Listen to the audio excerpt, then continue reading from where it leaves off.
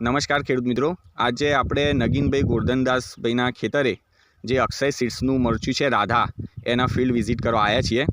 એમના ભાગીદાર આપણી જોડે જોડાયેલા છીએ, મેલાભાઈ કરીને છે નામ એમનું. મેલાભાઈ, આપણે ક્યારે રોપ્યું હતું? આપણે 9માની 10 તારીખ. ઓકે, 9મા મહિનાની 10મી તારીખે આપણે આ મરચીનું ચોપ્યું હતું, બરાબર? અને આજે તારીખ છે 5/2 બીજા મહિનાની 5મી તારીખ અને 2025, બરાબર? તો કેટલી વખત વીણી કરી તમે? 3 વખત વીણી કરી. અને હવે ક્યારે વીણી આવે છે? કાલે સવારે તમે વીણશો, બરોબર? તો કેવું લાગ્યું તમને? આ બિયારણ એક નંબરનું છે. એક નંબરનું છે. કેટલા વર્ષથી વાવો છો? હું છેલ્લા 4 વર્ષથી કરું છું. ઓકે, 4 વર્ષથી તમે અહીંયા જ કરી રહ્યા છો, આપણું રાધા મરચીનું વાવેતર કરી રહ્યા છો, બરોબર? શું બતાવજો, જરાક છોડ બતાવો તમારું. આ છોડ જો. ઓકે, આ જો. સરસ સરસ સરસ. આ જો કેટલું સરસ. આ ચોથી વીણી છે, તેમ છતાં આપણે મિત્રો જોઈ શકીએ છીએ કે કેટલું સરસ એનું લાગેલું. હા, લાઇટિંગ સારું છે. ઓકે, કલરમાં સારું છે.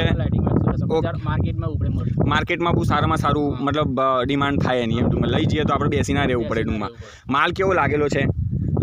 માલ કેવો લાગ્યો છે? જોરદાર. તો જોરદાર છે, જોરદાર. અને એની ક્વોલિટી કેવી છે? એની ક્વોલિટી સાઈઝમાં બધું ફૂલ.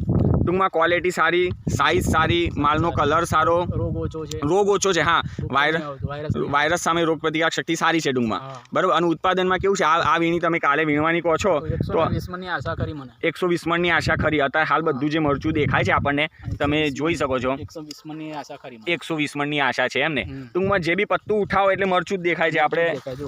આપણે જોઈએ છીએ, જુઓ, પત્તું ઉઠાવો એમ મરચું જ દેખાય છે તમને, એમ, બરોબર ને? તો આપણે જોઈએ કે આપણને બહુ સારું એનું પ્રોડક્શન.